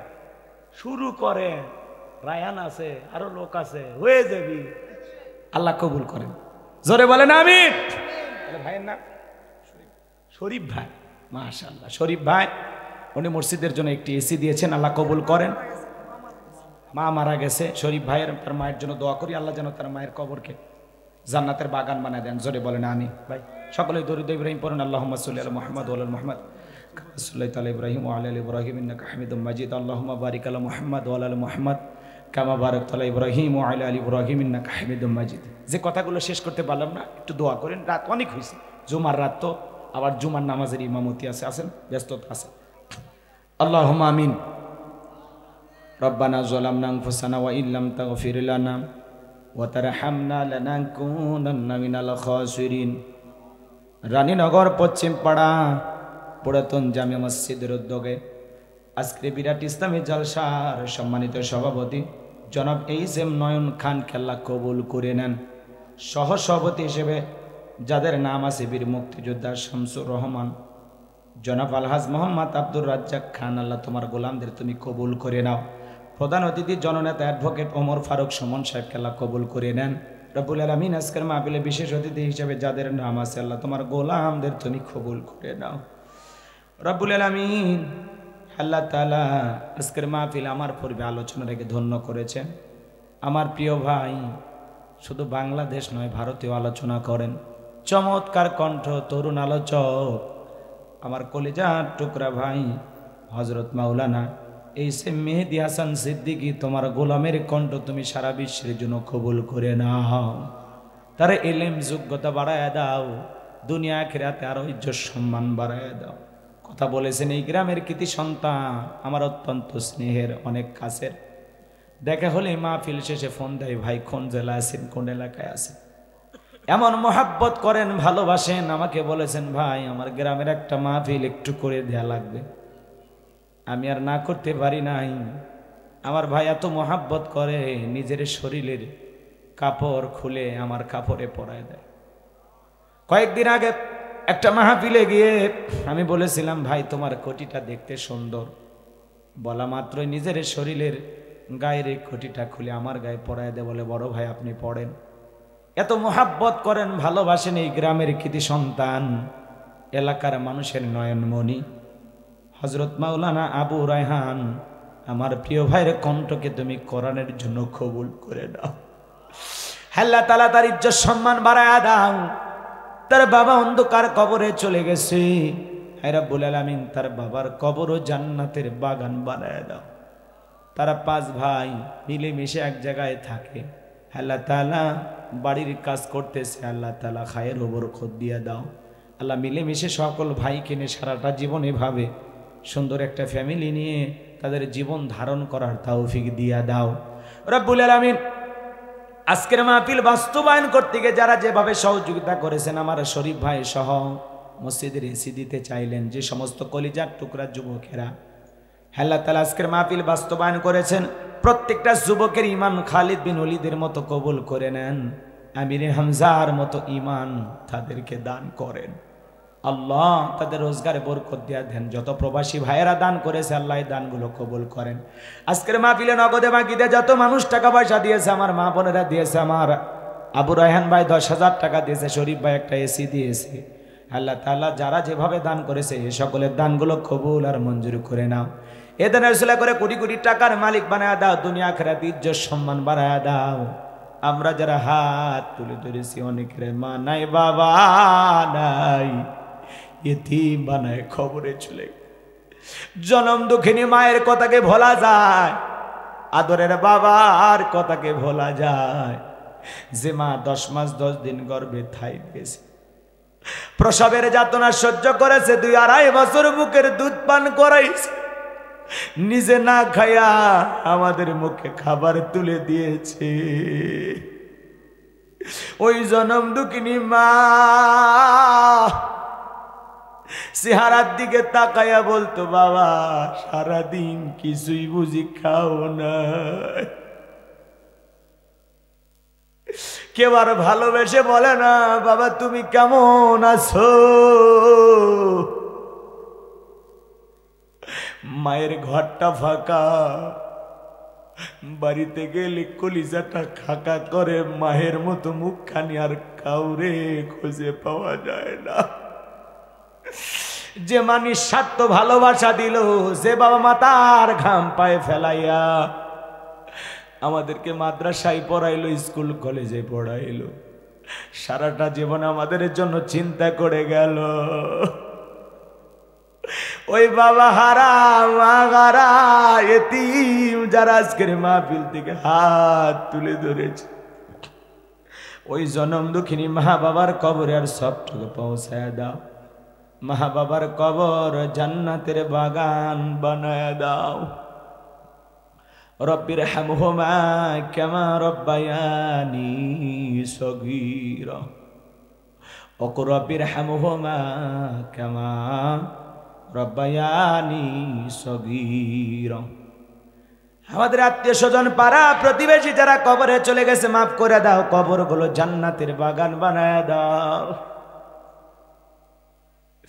রব্বুল আলামিন। এদেশের মানুষ আলেমদেরকে বড় মোহাব্বত করে। আল্লামা মামুনুল হক দীর্ঘ 3টি বছর পরে জেলখানা থেকে মুক্ত হয়েছে। মানুষ ফুলের সম্বর্ধনা জানাইতেছে, গাড়িতে ফুল ছিটে মারতেছে, কত ভালোবাসা দেখাইতেছে। গতকালকে দেশের বড় বড় আলেম ওলামা ফুলের তোড়া দিয়ে বরণ করে নিয়েছে। রব্বুল আলামিন বর্তমান বাংলাদেশের সাহসী সৈনিক, দিনের রাহবার শাইখুল হাদিস আল্লামা মামুনুল হক সাহিবকে সুস্থ রাখো, ভালো রাখো। এই বিপ্লবী কণ্ঠের মাধ্যমে বাংলাদেশের দিনের বিজয় দাও। আল্লাহ কণ্ঠকে তুমি দিনের জন্য কবুল করে নাও। হে রব্বুল আলামিন, আলেমেরা বিয়ে করে বউনে ঘুরতে যায়, এগুলো নিয়ে যারা সমালোচনা করে আল্লাহ তাদেরকে তুমি হেদায়েত দান করো। আলেমদের হে রব্বুল আলামিন পাশে থেকে আলেমদের প্রতি মোহাব্বত ভালোবাসা বাড়ায়া দাও। হে রব্বুল আলামিন, তোমার বান্দা 3টি বছর জুলুমের শিকার, তার হাদিসের দার্স থেকে হাজার হাজার ছাত্ররা বঞ্চিত, কলেজের টুকরা সন্তানেরা বাবার আদর স্নেহ থেকে বঞ্চিত ছিল। স্ত্রী থাকার পরে তারপরেও তাকে কত কষ্টের দিনগুলো পার করতে হয়েছে। আজকে তার স্বামী থাকার পরে তার বিবিদের বিধবার মতো জীবন যাপন করতে হয়েছে। মাদ্রাসা থাকার পরেও কোনোদিন ক্লাস করতে নিতে পারে নাই, ছাত্রদের সামনে আসতে পারে নাই। এত কষ্ট 3টি বছর পরীক্ষা দিয়েছেন। আল্লাহ মুসলিম জাতির পিতা ইব্রাহিম খলিলুল্লাহ পরীক্ষা দিয়েছেন, উত্তীর্ণ হয়েছেন। আল্লাহ এই জামানায় মুসলিম জাতির পিতা ইব্রাহিমের সন্তান হিসেবে আমাদের সবাইকে পরীক্ষায় উত্তীর্ণ হওয়ার তৌফিক দিয়া দাও। হাজারো মিথ্যা তহমত অপবাদ সব ভুলে জাতির মানুষেরা যেন আলেমদেরকে ভালোবাসে। আল্লাহ ভালোবাসা জান্নাতের বিনিময় কবুল করে নাও। শাইখুল হাদিস আল্লামা মামুনুল হক, আল্লাহ তোমার দ্বীনের দায়ীকে বাংলার জমিনে কোরআনের প্রচারের জন্য আল্লাহ কবুল করে নাও। আল্লাহ তার কণ্ঠকে দ্বীনের জন্য কবুল করো। আবার যেন কোরআনের ময়দানে হক কথা বলতে পারেন। যার বক্তব্যে বাতিলের অন্তরে কম্পন সৃষ্টি হয়, সেই বক্তৃতা যেন জাতির সামনে আবার দেওয়ার তৌফিক দান করো। আল্লাহ তোমার গোলামের কণ্ঠ তুমি কবুল করে নাও। যত ওলামা ইকরাম মাজলুম অবস্থায় আছে আল্লাহ সকল আলেমদের মুক্তির ফয়সালা করে দাও। বাংলাদেশের মসজিদ মাদ্রাসাগুলো কবুল করো, হক্কানি ওলামা ইকরামদের কবুল করো। আল্লাহ তাআলা এদেশকে ইসলামের জন্য কবুল করো। এদেশের উপরে খাস রহমত বরকত নাজিল করো।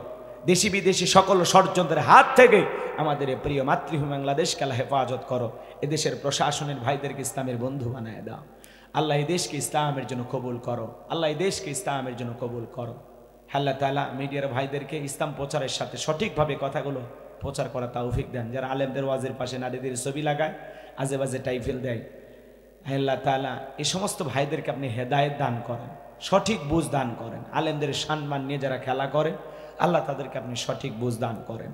আল্লাহ আমার আবু রায়হান ভাইকে কবুল করেন। যে বাড়িতে খানা খাইলাম বসলাম ওই বাড়ির উপর খাস রহমত বরকত নাজিল করেন। হারিন ভাই, সাদিক ভাই, আব্দুর রহিম ভাইকে আল্লাহ কবুল করেন।